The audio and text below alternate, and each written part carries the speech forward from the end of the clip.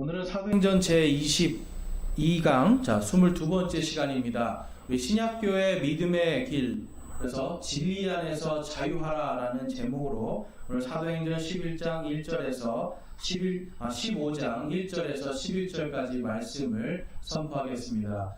여러분, 이제 오늘 말씀 속에서 제가 특별히 이제 신약교회라는 단어를 썼습니다. 그 이유는 이제 오늘 이 말씀 속에서 신약교회인데, 신약시대인데 신약교회가 아니라 구약교회로 돌아서는 사람들의 이야기가 나옵니다.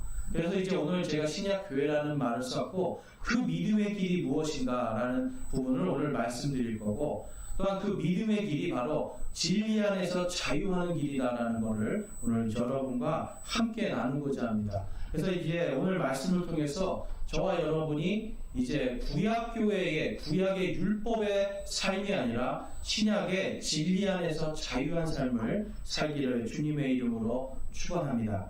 여러분, 우리가 지금 살고 있는 지금 이 땅에서 요즘에 가장 문제가 되고 있는 기관이 점점 교회가 되어가고 있습니다. 많은 교회들이 지금 욕을 먹고 있고, 또 많은 교회들이 이제 정부의 그런 어떤 통제 속으로 자꾸 들어가려고 하는 이러한 현상 속에서 많은 부딪힘들이 있습니다. 그런데 이제 이러한 부딪힘들 속에서 제가 이제 한 가지 좀 느끼는 것은 무엇이냐면, 우리가 이러한 것들에 대해서 성경적으로 대처해야 된다라는 부분입니다. 특별히 지금 이제 요즘에 이 우리나라가 좌우로 갈라지고 있고, 교회도 좌우로 갈라지고 있습니다. 제가 말하고 싶은 건 정치적인 걸 이야기하는 게 아니라, 이러한 것들을 하는 분들은 제가 볼 때는 참 대단한 것 같아요. 그런데 이제 이러한 부분에서 우리 예수 그리스도를 믿는 사람들은 성경적인 관점에서 이러한 것들을 바라봐야 된다는 겁니다. 왜냐하면 좌나 우나 결국은 사람이 만든 것들이고 사람의 이념이지 하나님의 이념은 아니라는 겁니다. 그렇지만 우파 쪽에서는 이제 많이 그리스도인들이 많이 가 있는데, 그 이유는 자유 때문에 그래요. 이 자유를 수호하고 뭔가 예배와 어떤 이 신앙의 자유 때문에 그거를 지지하고 있는데, 여러분, 그 지지하는 거에 있어서 그분들이 너무나 정치적인 걸로 가고 있는 게 문제가 되고 있는 겁니다. 그래서 이제 보면은 지금 이제 최근에 그 어떤 모 교회 목사님이 너무 우파적으로 우향적으로 이제 가다 보니까 그 교회가 이제 집중적으로 코로나가 확산되고 뭐 검진자가 막 나오고 있는데, 참 안타까운 겁니다. 여러분, 사람이 병에 걸려서 이렇게 고통받으면 안타까워해야 되는 상황인데, 많은 사람들이 이제 이거를 욕을 하고요. 심지어는 그 전체가 기독교가 다 그런 것처럼 해서 우리 기독교가 욕을 먹게 됩니다. 그러다 보니까 복음을 전하는 게 가로막혀지는 것이 참 안타까워요.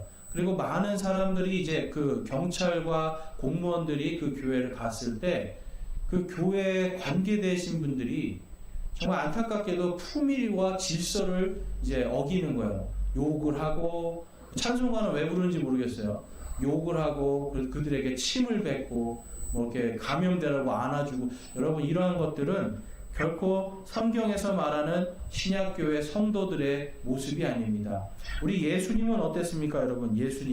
예수님은요, 이 로마 정부와 또한 정말 말도 안 되는 재판을 통해서 예수님을 십자가에 못 박게 한 그 유대인들을 향해서도 그들의 권력 앞에 순종하셨습니다. 왜 그럴까요? 하나님께서 만들어 놓으신 원리가 있기 때문에 그래요. 좋은 정부든 악한 정부든 하나님께서 세우신다라고 하는 이 성경의 기본 원리 때문에 우리 그리스도인들은 하나님의 말씀대로 이 세상에 이런 부조리나 불의한 것이 있다라면 당연히 말할 수 있죠. 잘못됐다라고. 그렇지만 권력에 대한 부분에 있어서는 하나님을 순종하는 마음으로, 또한 성경을 순종하는 마음으로 저희가 접근을 해야 됩니다. 우리 로마서 13장 1절에서 3절 말씀 한번 보겠습니다. 로마서 13장 1절에서 3절 보시면, 모든 호는 더 높은 권력들에 복종할지니 하나님으로부터 나지 않은 권력이 없으며 이미 있는 권력들도 하나님께서 임명하셨느니라. 그러므로 누구든지 권력에 거역하는 자는 하나님의 규례를 거역하나니, 거역하는 자들은 스스로 정죄를 받으리라. 치리자들은 선한 일이 아니라 악한 일에 대하여 두려움이 되나니 그런즉 내가 권력을 두려워하지 아니하려느냐 선한 일을 행하라 그리하면 내가 바로 그에게 칭찬을 받으리라. 아멘. 여러분, 하나님은 좋은 권력이든 나쁜 권력이든 다 시대와 상황을 위해서, 또한 특별히 온 인류의 구원을 위해서 하나님이 그들을 세우십니다. 일례로 보면 이 요셉 때에 하나님을 경외하던 왕이 있었습니다. 요셉을 통해서. 그렇지만 모세 때에는 하나님을 두려워하지 않고 이스라엘 백성들을 핍박하던 왕이 있었습니다. 이 모든 것들이 하나님으로부터 나온 권력이라는 거예요. 또한 이스라엘 백성들이 이 죄악으로 우상 숭배로 타락했을 때 하나님은 아시리아의 사네립이라고 하는 이 왕을 세워서 이 북이스라엘 왕국을 멸망시키는 모습을 볼 수가 있습니다. 이러한 것들이 뭐냐면 오늘 말씀처럼 치리자들은 3절 말씀에 치리자들은 선한 일이 아니라 악한 일에 대하여 두려움이 되나니, 하나님은요 이러한 치리자들을 통해서 우리의 악함을, 우리의 죄악담을 치신다라는 겁니다. 그래서 한국 교회나 우리 성도들이요 이 신약 교회의 믿음의 길을 따라갈 때 정치적인 걸로 흘러가면 안 된다라는 겁니다. 정치가 아니라 우리는 그 권력들을 하나님께로부터 나왔다라는 것을 우리가 인정하고 그 다음에 선한 일을 해야 됩니다. 그것이 무엇입니까? 더욱더 하나님을 사랑하고요, 더 뜨겁게 이웃들을 사랑하면서 그들에게 하나님의 복음과 하나님의 사랑을 전해주는 것을 더 해야 된다는 거예요. 그럴 때 내가 바로 그에게 칭찬을 받으리라. 주님께 칭찬받고 또한 세상의 정부에도 칭찬받는 일이 생긴다는 겁니다. 여러분, 성경의 원리가 이렇습니다. 그래서 특별히 예수 그리스도를 믿는 우리 성도들은요 좌나 우가 아니에요. 여러분, 좌도 따라가지 말고 우로도 따라가면 안 됩니다. 오직 하나님의 말씀 가운데서 하나님의 의와 화평과 기쁨과 하나님의 사랑과 거룩함을 지키기 위해 노력하는 것이 이제 지난 2000년 동안 우리 신약교회 성도들이 해온 일입니다. 그래서 진정한 이 신약교회의 성도들은요 예수 그리스도의 제자로서 또한 성도로서 결코 믿음이 무너지거나 흔들리면 안 되는 겁니다. 그래서 여러분, 좌나 우나 정치적으로 우리가 쏠리는 순간 무너지는 거예요. 마찬가지로 여러분, 우리 안에서도 어떤 특정한, 또 요즘에 보면 이제 어떤 지역 감정 아니면 뭐 학연 지연 이런 걸로 기울어지면 우리 그리스도인들은 무너지고 망하게 되어 있습니다. 어디서나 하나님을 바라보고 중심을 잡는 것이 중요한 겁니다. 그래서 이렇게 대유행의 코로나 시대에 여러분, 우리가 교회들이 지금 예배가 금지돼서 어쩔 수 없이 인터넷으로 예배를 드리고 있는 거, 이거 여러분 불평하고 불만할 것이 아니라 감사해야 돼요. 여러분, 이것도 못하는 사람들이 얼마나 많습니까? 그런데 또한 우리는 이러한 속에서도 마음껏 집에서도 찬양하고 집에서도 예배 드릴 수 있는 이 자유, 이러한 것도 우리가 감사할 수 있어야 되고요. 이것을 통해서 또한 하나님이 우리를 훈련하고 계시다라는 것을 우리가 알아야 됩니다. 근데 참 많은 사람들이 이렇게 인터넷으로 예배를 드린다거나 이럴 때 믿음에서 떠나가기 쉬워집니다. 왜 그러냐면 교회가 너무나 세속화되었고 우리의 믿음이 세속화되었어요. 그래서 무언가 갖춰져 있고 좋은 시설, 뭔가 좋은 음악, 이러한 것들이 있을 때 하나님께 뭔가 예배드리는 나의 만족과 나의 감정들을 충족해 줄 수 있는 것들 때문에 하나님께 예배드리는 이러한 것이 너무 젖어들어 버렸어요. 이것이 너무 빨리 우리의 삶 속에 믿음에 젖어들다 보니까 뭐에서 벗어나게 됩니까? 예배의 본질에서 벗어납니다. 예배는요, 여러분, 이 초대교회 성도들은요, 두세 사람이 몰래 숨어서 예배드리고요, 동굴 속에서, 그리고 또한 가정에서 불을 꺼놓고 몰래 드리는, 지금 마치 북한과 같이, 북한에 있는 성도들과 같이 몰래 숨어서 숨죽여서 찬양하고 가장 열악한 곳에서 예배를 드리던 믿음이었습니다. 그럼에도 불구하고 그들은 무엇을 누렸습니까? 진리 안에서 자유를 누렸습니다.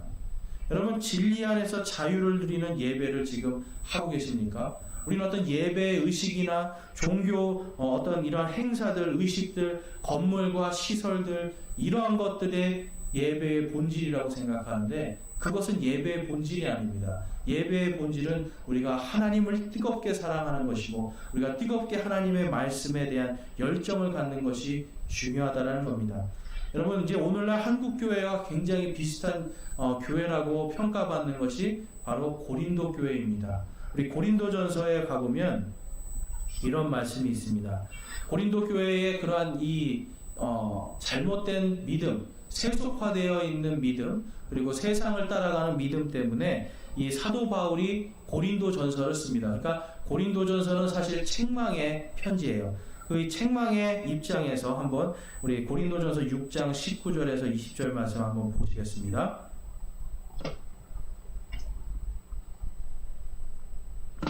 고린도전서 6장 19절에서 20절 함께 읽으실 수 있는 분은 함께 읽겠습니다. 도대체 무슨 말이냐? 너희 몸이 너희가 하나님에게서 받은 바 너희 안에 계신 성령님의 전인 줄을 너희가 알지 못하느냐? 너희는 너희 자신의 것이 아니니 주께서 값을 치르고 너희를 사셨느니라. 그런즉 하나님의 것인 너희 몸과 너희 영으로 하나님께 영광을 돌리라. 고린도전서 14장 40절도 함께 읽겠습니다. 모든 것을 품위 있고 질서 있게 할지니라.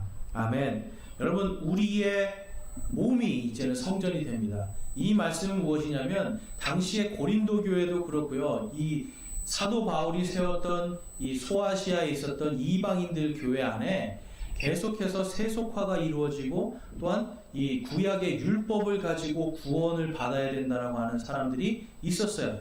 그러다 보니까 사람들이 특별히 고린도 교회는요, 많은 사람들이 모여 있었습니다. 그들은 부유했습니다. 그런데 그들 안에 무엇이 없었냐면 진리 안에서 자유함이 없었어요. 그러다 보니까 이들이요 자꾸 건물에 대한 것들을 생각하고요, 성전에 대한, 모여서 성전 예배 드리는 것들에 대한 것에 이들이 얽매이기 시작했습니다. 그런데 이 사도 바울이 뭐라고 합니까? 너희가 바로 성령님이 계신 성전인 줄을 모르느냐라고 답해주고 있어요. 구약 시대에는 성령님이 성전에 있는 지성소에 계셨습니다.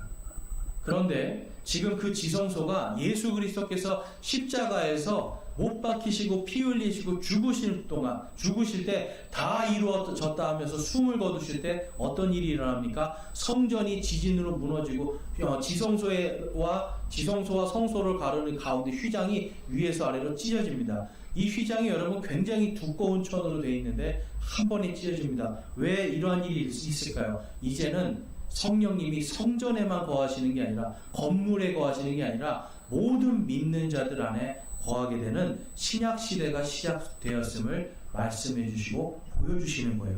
그렇기 때문에 우리 몸이 여러분 거룩해진 겁니다. 예수 그리스도를 믿는 모든 사람들은 성령님 안으로 침례를 받으면서 우리가 성령 안에 거하는 성전이 되는 거예요. 물론 성경에서는 성령님이 우리 안에 거하신다라고 하죠. 맞습니다. 그렇지만 또한 우리는 성령 안에 거하는 하나님의 성전이 되는 겁니다. 이것이 바로 신약의 원리인데, 많은 사람들이 건물을 자꾸 성전이라고 이야기하고, 건물에, 제가 어릴 때도 그런 걸 많이 들었어요. 성전 중심의 신앙생활을 해라. 성전 중심의 신앙생활. 그러다 보니까 어떻게 됩니까? 여러분, 교회 건물이 성전이 되는 거예요. 교회 건물이 거룩하게 되는 겁니다.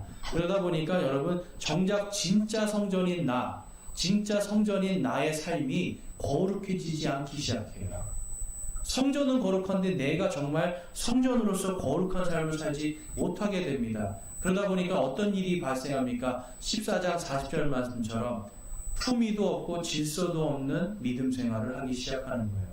여러분, 제가 아까 말씀드린 것처럼 세상 권력에 대해서도 우리는 품위와 질서를 지켜야 됩니다. 또 교회 안에서도 교회의 모든 룰과 교회 안에서의 공동체 생활에서도 품위와 질서를 지켜야 됩니다. 이 고린도 교회는 이 품위와 질서가 사라진 교회였고, 이 많은 성령님의 그러한 은사들, 그러한 능력들, 기적들 때문에 진리에서 돌아서고 그러한 행위들로 자꾸만 돌아서면서 그 안에 품위도 없고 질서도 없게 되었습니다. 그래서 고린도전서에 보면 계속해서 품위와 질서를 지켜야 되는 항목들에 대해서 이 사도 바울은 우리에게 권면하고 있는데요. 이 어떤 분이 그러셨어요. 과연 성도와 제자는 같은 겁니까? 틀린 겁니까? 비슷한 겁니까? 그런데 여러분, 제가 이 말씀을 준비하면서 분명하게 말씀드리는 것은, 여러분, 성도가 다 제자라는 거예요. 성경에 보면 제자들이 그렇습니다. 그러니까 교회의 지체들이 모두가 예수 그리스도의 제자예요.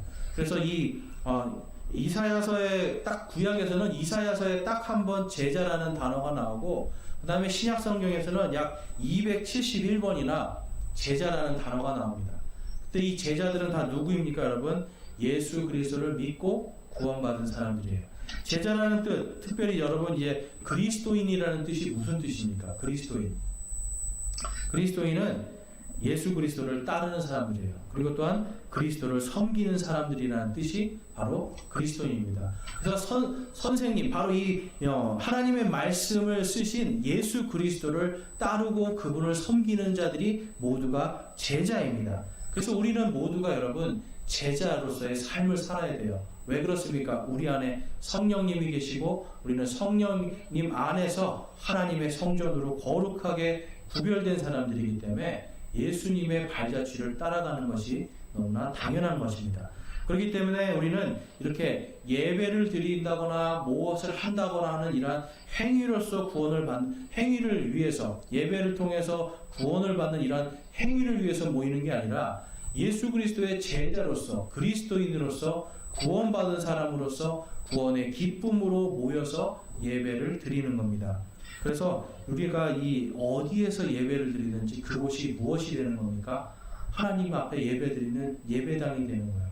두 사람만 모여도 그곳이 예배가 되는 겁니다.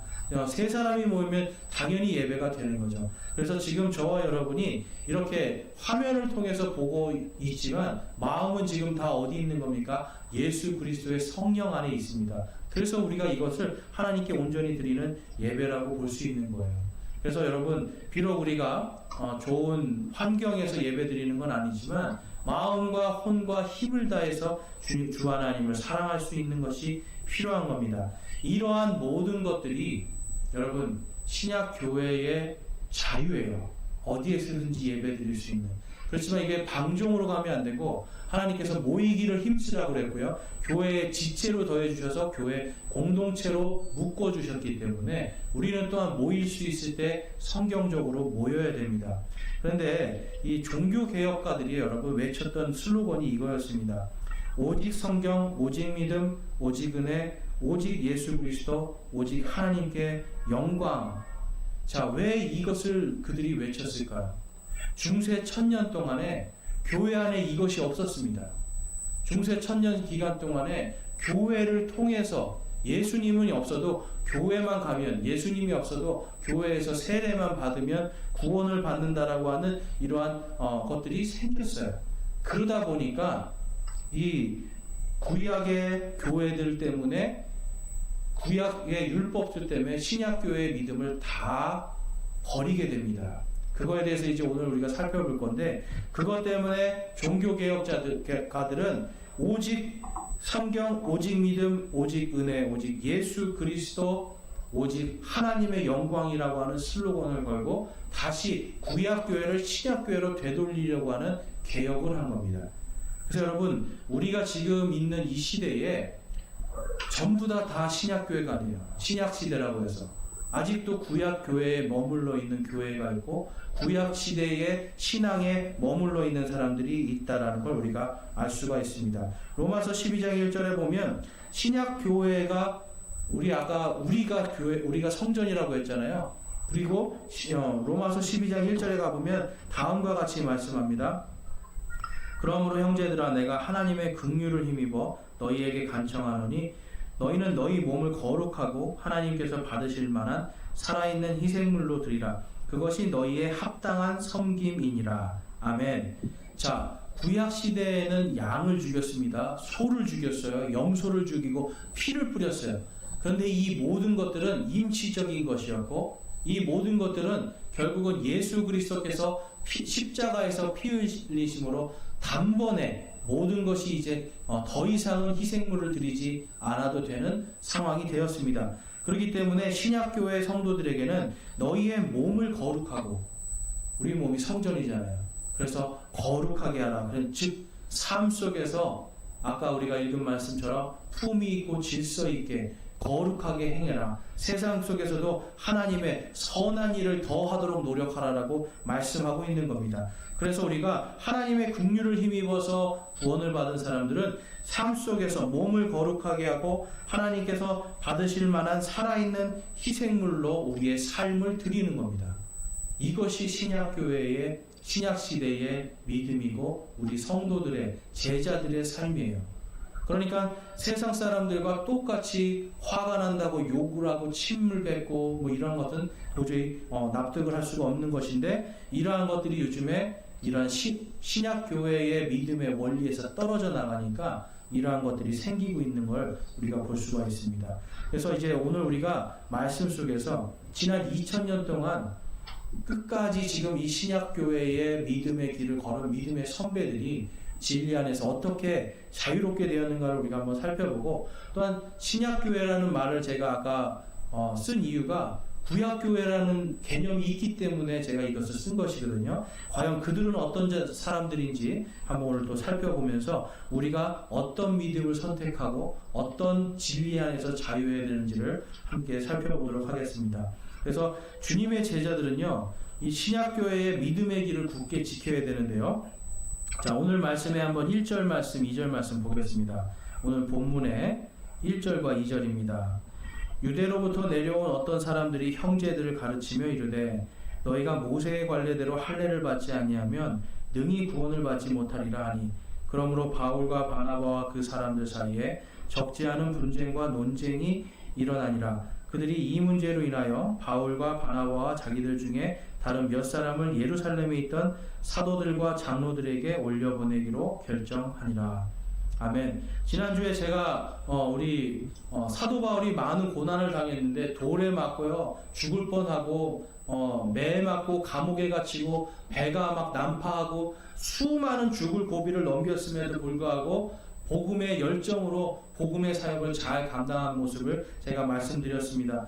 그 결과 여러분, 수많은 이방인 교회들이 세워졌어요. 수많은 이방인 교회들을 통해서 그들이 하나님의 말씀과 복음의 열정을 통해서 그 복음이 이제 대한민국까지 왔는데요. 이 바나바와 바울이 세운 교회 안에 문제가 생겼습니다. 그 문제가 무엇이었습니까, 여러분? 바로 하나님을 믿고 예수 그리스도를 믿는데 구약의 율법에 매여 있던 자들이 있었어요. 그래서 이 사람들이요, 뭐라고 했냐면 너희들이 예수 그리스도의 이름으로 구원받은 건 알겠는데 할례를 받지 않으면 구원이 완성되지 않는다라고 말을 하는 거예요. 자, 여러분, 할례라는 건 우리가 잘 아는 것처럼 이런 아이들이 받는, 그리고 이제 포용 수술이라는 건데, 이 할례를 통해야만 받아야만 구원받는다라고 주장을 하기 시작했습니다. 그랬더니 교회 안에 다른 유대인들이 맞다, 모세가 그 얘기했는데, 구약 성경에 그게 있는데, 그러니까 우리가 그걸 받는 게 당연하지 않아? 그걸 받아야 구원받지 않냐라고 이야기하기 시작했고, 사도 바울과 바나바는 그게 아니다, 오직 믿음으로, 오직 하나님의 예수 그리스도의 은혜로 우리가 구원받는 것이다라고 논쟁을 하기 시작해요. 그랬더니 몇몇 사람들을, 자, 그럼 이제 우리를 파송한 예루살렘 교회에 물어보자 해서 예루살렘 교회 모교회로 보내기 시작합니다. 여러분, 그랬더니 이제 7절과 9절 말씀, 그 사람들이 와서 이제 예루살렘 교회에 보고를 합니다. 어떻게 이방인들이 구원을 받았는지 보고를 합니다. 자, 그래서 8절 말씀 보겠습니다. 또 마음을 아시는 하나님께서 우리에게 성령님을 주신 것 같이 그들에게도 주사 그들에게 증언하시며 믿음으로 그들의 마음을 정결하게 하사 우리와 그들 사이에 아무 차별도 두지 아니하셨느니라. 자, 이 말씀을 이제 하는 거예요. 그래서 베드로가 이 논쟁들이 막 있을 뒤에 그들과 우리 사이에는 아무런 차별이 없다, 이 이야기를 하는 겁니다. 그러니까 그들과 우리 사이에 지금 그들이 할례를 받았든지 할례를 받지 않았든지 아무런 차별이 없이 오직 예수 그리스도 안에서 구원을 받았다라고 지금 증거하고 있어요. 그래서 7절 말씀에 많은 논쟁이 있은 뒤에 베드로가 일어나 그들에게 이르되 사람들아 형제들아 너희가 알거니와 이방인들이 내 입을 통해 복음의 말씀을 듣고 믿게 하려고 하나님께서 매우 오래전에 우리 가운데서 나를 택하시고, 이 말씀은 뭐냐면 우리는 단지 그냥 복음을 전하기 위해 택함받은 자들이지 특별하지 않다라는 거예요. 그래서 할례를 받은 자들이나 받지 않은 자들이나 동일하게 구원을 받을 수 있다라는 것을 지금 사도 베드로가 지금 설교를 하고 있는 겁니다. 여러분, 지금 이제 하나님이 세상을 이처럼 사랑하사 자신의 독생자를 주셨으니 이것은 누구든지 그를 믿는 자는 멸망하지 않고 영존하는 생명을 얻게 하려 하심이라고 하는 그 말씀을 그대로 믿고 그 말씀에 순종하는 믿음으로 구원을 받았음을 사도 바울은 베드로와 사도 바울 그리고 사도 바나바는 그것을 열심히 그들에게 가르쳤습니다. 그러니까 구원의 원리에 있어서 여러분, 오직 믿음, 오직 은혜, 오직 예수 그리스도, 오직 하나님의 영광으로 구원받는다라는 걸 이들은 그들에게 가르치기 시작했습니다. 그러면서 이제 그들에게 율법에 대해서 말하는 사람들에 대해서 예루살렘 교회에서 이렇게 평가를 합니다. 그들에 대해서 이렇게 말해요. 24절 말씀 한번 보겠습니다. 우리에게서 나간 어떤 자들이 말들로 너희를 괴롭게 하고 너희 혼을 뒤에 엎으며 이르기를 너희가 반드시 할례를 받고 율법을 지켜야 한다 하였다는 말을 우리가 들었으나 우리는 그들에게 그런 명령을 준 적이 없으므로. 자, 이들은 우리에게서 나간 자들이라고 지금 이 예루살렘 교회에서 그들을 평가합니다. 그러니까 이 예루살렘 교회에서도 그러한 논쟁이 있었는데, 아니다, 율법이나 할례나 어떤 그러한 것이 아니라 오직 예수 그리스도의 보혈의 피로 그분을 믿는 믿음으로 구원을 받는다라고 최종적으로 결론을 내렸더니 그들이 떨어져 나간 겁니다. 그래서 여러분, 나중에 이들이요 할례를 계속해서 주장하다가 이 할례를 뭐로 바꾸는지 아세요? 할례로 구원받는 것을 침례로 구원받는다라고 바꿔버립니다. 이것이 바로 이제 침례 구원설인데, 이 침례 중생, 침례 구원, 이것을 외치면서 이 사람들이 그 다음으로 발전하는 게 바로 유아 세례입니다. 그러니까 침례로 구원받고 유아 세례를 받아야 구원을 받는다라고 하는 식으로 이들은 할례라는 것을 둔갑을 시켜가지고 계속해서 율법을 지키는 것으로 구원받는 구약교회 시스템을 하기 시작하는 거예요. 이것은 여러분 사도행전에도 전혀 없고 사복음서에서 예수님께서도 말씀하신 바가 없는 이상한 형태의 교회가 되는 겁니다. 예수님께서 여러분 사역을 시작하실 때 주로 하신 말씀이 무엇이죠? 회개하라, 하나님의 왕국이 가까이 왔노라. 이 말씀을 듣고 회개한 사람들이 제자들에게, 예수님의 제자들에게 침례를 받았습니다. 그러니까 여러분, 회개하고 깨닫고 돌이킨 사람만이 침례를 받았어요. 근데 아기들이 받을 수가 있어요? 지금 막 태어난 아기가 회개하라 그런다고 회개할 수 있겠어요? 예수님을 믿으라고 한다고 믿을 수 있겠어요? 그런데 여러분, 그렇게 될 수 없는데 이들은 이 할례를 세례라는 것으로 바꿔가지고 그것을 줌으로써 아기가 이 세례를 받는 그것을 통해 구원을 받는다라고 그들이 이 구약교회 시스템을 적용하기 시작하는 거예요. 자, 그럼 여러분, 이 할례와 침례가 같은 걸까요? 이제 물론 침례교회에서는 전혀 그런 개념이 아니기 때문에 세례라는 단어를 한번 제가 써보겠습니다. 할례와 세례가 같은 것일까요? 자, 우리 할례는 어떤 뜻인지 한번 보겠습니다. 창세기 17장 8절에서 10절 말씀 볼게요.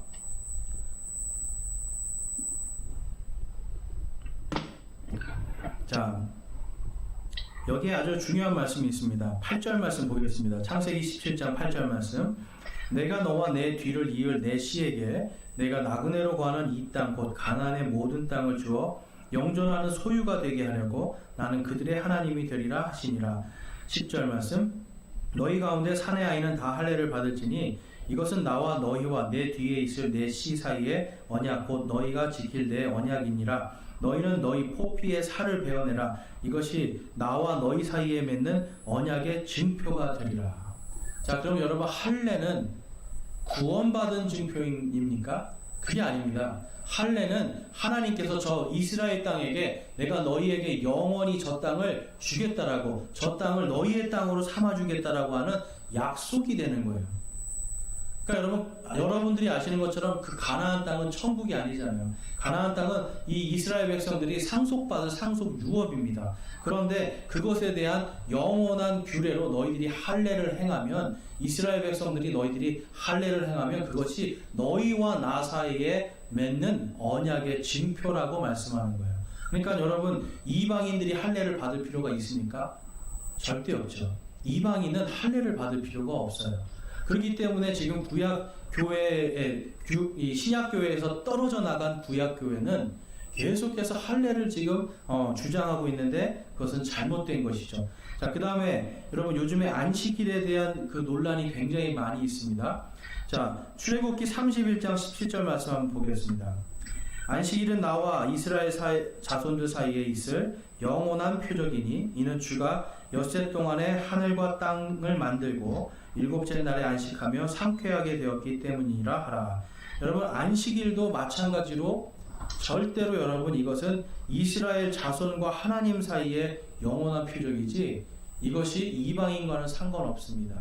근데 여러분, 지금도 마찬가지고 많은 그 구약교회 시스템에 있는 교회들이 일요일을 안식일이라고 하고, 또 어떤 교회는 토요일 안식 안 지키면 구원받지 못한다고 하고, 또 일반 교회, 기성교회들도 주일 예배를 지키지 않으면 구원받지 못한다라고 가르치는 사람들이 있어요. 그리고 또 이제 천주교회 가면 이런 안식이 그 주일 예배 때 이런 그 어떤 성체를 받지 못하면 또 구원받지 못한다고 가르칩니다. 여러분, 이러한 모든 것들은 다 구약의 시스템이고 진리에서 벗어나서 여러분들을 그들도 매지 못하는 멍에로 여러분들을 속박하고 있는 것이 오늘 말씀의 주된 내용이에요. 자, 그래서 여러분, 오늘 본문 말씀의 10절 말씀 한번 보겠습니다. 10절과 11절 말씀. 그런데 이제 너희가 어찌하여 하나님을 시험하여 우리 조상들이나 우리나 능히 매지 못하던 멍에를 제자들의 목에 두려 하느냐? 오직 우리는 그들과 마찬가지로 주 예수 그리스도의 은혜로 구원을 받은 줄을 믿노라 하니라. 아멘. 여러분, 그러니까 지금 구약에 있는 할례나 안식일이나 이러한 모든 것들은 아무 소용이 없다는 겁니다. 그런데 그것을 지켜야 구원받는다라고 하는 것은 그들의 조상이나 그들 스스로도 능히 매지 못했던 멍에라는 거예요. 왜 그러한 멍에를 제자들에게, 성도들의 목에 두려고 하느냐라고 지금 이 사도 바울은 말을 하고 있습니다. 그리고 오직 우리는 주 예수 그리스도의 은혜로 구원을 받은 줄로 믿노라라고 그가 선포를 합니다. 오직 성경, 오직 믿음, 오직 은혜, 오직 예수 그리스도, 오직 하나님께 영광이라고 하는 이 믿음이 신약 교회의 믿음인 겁니다.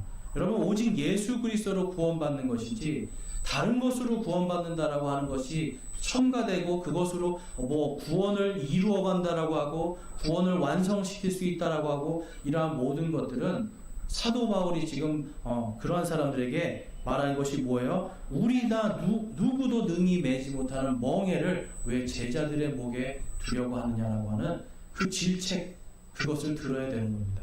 여러분, 오직 우리는 이 종교개혁가들도 그걸 알았기 때문에 오직 예수, 오직 은혜, 오직 믿음이라고 하는 것을 그들은 강조했던 거예요.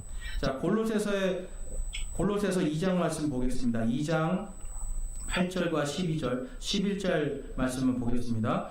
2장 8절과 11절 말씀 보면 골로새 교회에도 동일한 문제가 있었고 여기는 조금 더 심각한 문제가 있었습니다. 함께 보겠습니다. 어떤 사람이 철학과 헛된 속임수로 너희를 노략할까 조심하라. 그것들은 사람의 전통과 세상의 유치한 원리들을 따르는 것이요 그리스도를 따르는 것이 아니니라. 또한 그분 안에서 그리스도의 할례로 말미암아 육신의 죄들에 속한 몸을 벗어버림으로 손으로 하지 않는 할례로 할례를 받았느니라.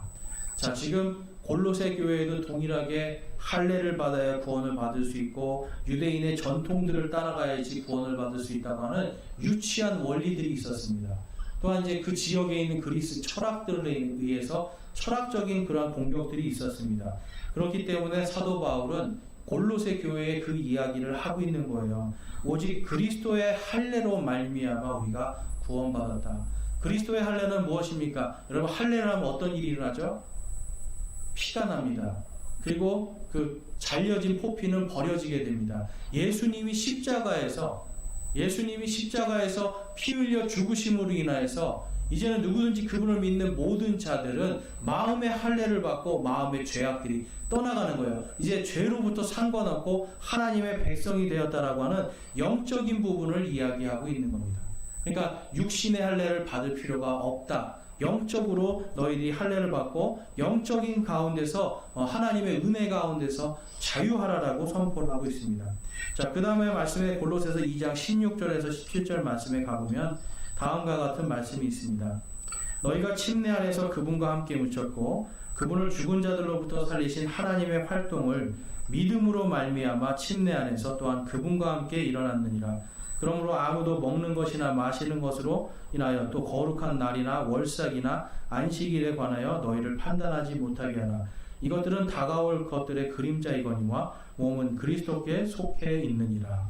아멘. 여러분, 그리스도께 속해 있었던 이 할례라든지 뭐 이렇게 거룩한 유월절, 안식일, 월삭 이러한 모든 것들은 먹는 것 이러한 모든 것들은 다 예수 그리스도의 그림자였습니다. 그런데 그분께서 십자가의 죽으심을 통해서 제가 아까 말씀드렸죠. 믿는 모든 자들은 예수 그리스도를 믿는 순간 뭐가 되는 거예요? 우리가 성전이 돼요. 이것은 여기서 말하는 지금 너희가 침례 안에서라는 말은 무슨 말이냐면 물침례를 이야기하는 게 아니라 성령 안의 침례입니다. 너희가 성령 안에서 침례를 받고 그분과 함께 묻히고 그분과 함께 죽은 자들로부터 살리신 하나님의 활동을 믿는 믿음으로 말미암아 그 침례 안에서 또 그분과 함께 일어났다라고 너희들이 구원받았다라고 사도 바울은 말씀하고 있는 거예요. 여러분, 죽은 자 가운데서 살리신 그 예수 그리스도의 그 보혈의 피, 그 부활, 예수님의 십자가와 그 부활 때문에 우리가 구원을 받는 것이지 구약의 어떤 율법들을 지킴을 통해서 구원을 받는 것이 아닙니다. 그런데 오늘날 많은 사람들이 그러한 것들을 신약교회의 믿음을 잘 배우지 못하니까 계속해서 구약시대를 살아가고 있는 거예요. 그래서 많은 사람들이 구원받았습니까? 그러면 받았으면 좋겠습니다. 그래요. 구원을 받지 못할까봐 두려워합니다. 예수 그리스도를 믿는데 교회를 다니는데 구원받지 못할까봐 두려워합니다. 그러다 보니까 어떤 일이 생깁니까? 여러분, 목사 말을 듣기 시작해요. 목사 말을 듣고 또 교회의 시스템과 교단의 시스템 요걸 따라가지 않으면 구원받지 못할 것 같은 불안감이 생기니까 교회에서 성경적이지 않은 걸 가르쳐도 따라가기 시작합니다. 자, 그러한 사람들이 골로새 교회에 있었습니다. 골로새서 2장 18절에서 23절 말씀 한번 볼게요. 2장 18절 23절 아무도 꾸며낸 겸손과 천사 숭배로 너희를 속여 너희 보상을 빼앗지 못하게 하라. 이 모든 것은 사용하는 대로 없어질 것이요 사람들의 명령들과 교리들에 따른 것이라. 이런 것들은 의지대로 경배하고 자기를 낮추며 몸을 경시하는 데는 참으로 지혜가 있는 것 같이 보이나 육체를 만족시키는 데는 아무 가치가 없느니라. 여러분, 꾸며낸 당시에 이 신약교회에서 떨어져 나간 사람들이 결국은 이제 뭐까지 가는 겁니까? 꾸며낸 겸손. 여러분, 오늘날 많은 사람들이 꾸며낸 겸손에 속고 있어요. 이게 뭐냐면 내가 오늘 예수 그리스도를 믿음으로 구원받았다라고 하는 게 교만이라고 하는 거예요. 나는 구원받았습니다라고 말하는 것이 교만한 거라고, 즉 겸손하지 못한 거라고 가르치는 사람들이 오늘날도 있습니다. 또한 천사 숭배, 물론 우리 개신교에서는 천사 숭배하지 않지만 이 천사 숭배하고 뭐 성자 숭배, 마리아 숭배 이런 거는 천주교가 있겠죠. 그러나 이러한 사람들이 당시에 있었어요. 그래서 지금 오늘 사도행전에 있는 사람들은 어떤 사람들이냐면 신약교회에서 떨어져 나간 구약교회, 바로 가톨릭의 뿌리가 되는 사람들입니다. 그러니까 신약교회에서 지금 떨어져 나가서 가톨릭 교회를 세우면서 그들은 여러분 정치하고 결탁을 해요. 오늘날 한국교회 여러분 지금 문제가 그거예요. 정치하고 결탁하기 시작하면 여러분 신약교회의 믿음의 길에서 떠나가게 돼 있습니다. 그래서 우리는 믿음을 지켜야 되는 거예요. 그런데 지금 오늘날도 수많은 교회들이 그러한 것들을 해요. 심지어는 저는요, 이 우파 지지하지 않으면 구원받지 못한 사람 취급하는 사람들도 봤어요. 인터넷에서. 여러분 그거는 절대 상관없는 겁니다. 하나님을 믿는 거에 있어서 정치나 어떤 이념이 들어갈 수가 없는 거예요. 그것은 전부 다 세상의 유치한 원리이고 꾸며낸 이야기들이고 사람들의 명령과 사람들의 교리인 것입니다. 그래서 여러분 신약교회에서 떨어져 나간 이 구약교회들은 목사나 어떤 교황이나 신부들을 신격화시키고 그들의 말이 마치 하나님의 말인 것처럼 착각하게 만드는 일을 해요. 그러니까 여러분 그래서 22절 23절에 의지대로 경배하고 자기를 낮추며 몸을 경시하는 데는 참으로 지혜가 있는 것 같이 보이나 라고 지금 말씀하는 거예요. 지혜 있는 것 같지만 결국 그것은 진리가 아니다라고 사도 바울이 말씀합니다.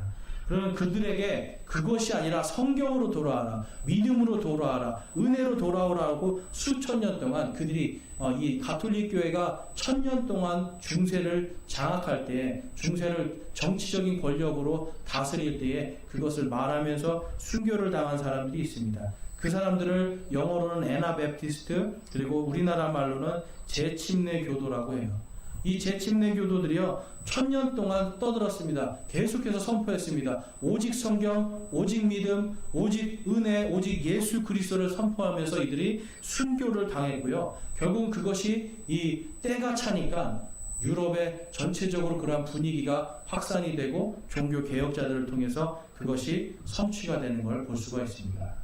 그래서 여러분 종교개혁을 통해서 이 로마서 1장 17절에 오직 의인은 믿음으로 말미암아 살리라라고 하는 믿음으로 구원받는 그것이 선포가 되면서 유럽에 다시 한번 진리 안에서 자유를 얻는 그 일이 일어나고 유럽의 어둠이 거쳐지고 유럽이 예수 그리스도의 복음의 빛으로 밝아지는 역사가 일어난 것입니다.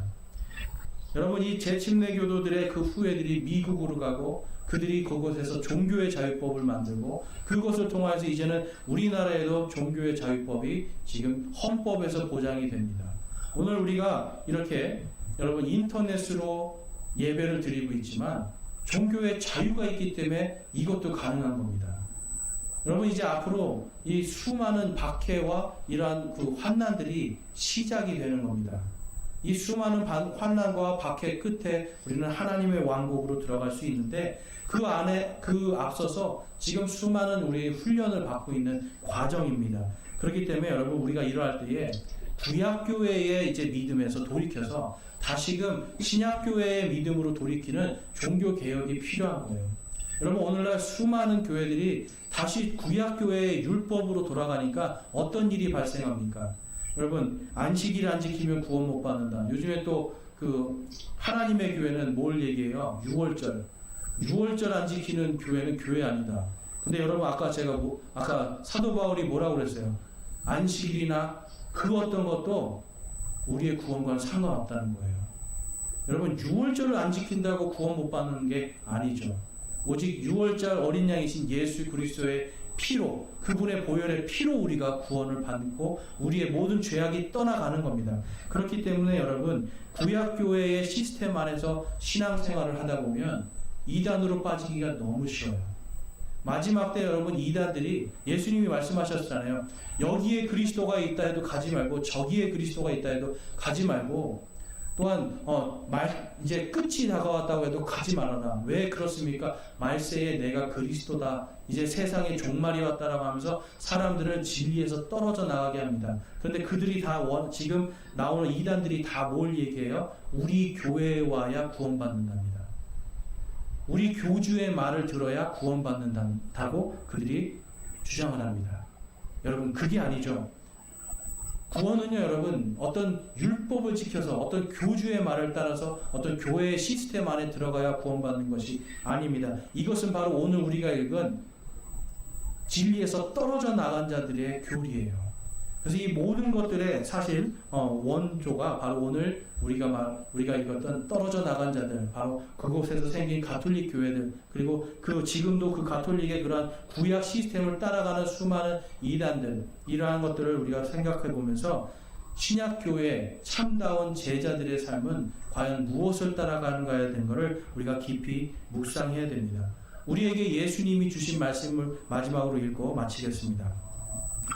요한복음 8장 31절에서 32절 말씀입니다. 함께 읽겠습니다.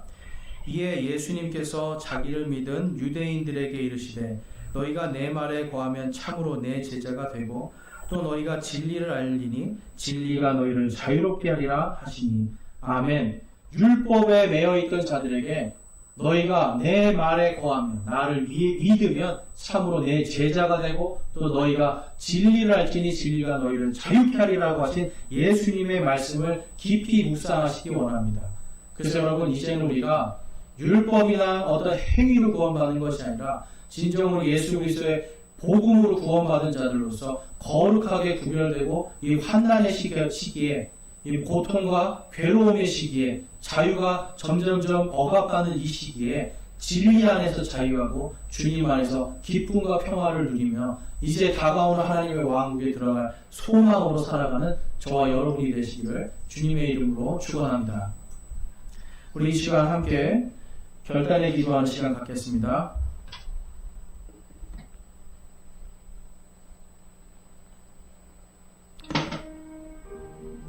여러분, 과연 저와 여러분은 진리 안에 거하고 있습니까? 우리 안에는 아직도 구원의 확신도 없고 구원의 기쁨도 없이 살아갈 때가 있지 않습니까? 예수님의 말씀을 믿는 겁니다. 기록된 성경 말씀을 믿는 겁니다. 너희가 내 말들 안에 거하면, 바로 주님의 말씀 안에 거하면 우리가 다 주님의 제자가 되면 우리가 진리 안에서 그 진리가 자유케 해주시는 기쁨을 누리게 됩니다. 여러분은 혹시 율법에 얽매여서 아무도 맬 수 없는 멍에를 메고 구원받고자 괴로워하고 있지 않습니까? 이 시간 우리의 구원을 점검하면 우리 안에 구원의 기쁨과 감사가 있는지 점검하는 이 시간 되기 원합니다. 우리 함께 기도하겠습니다.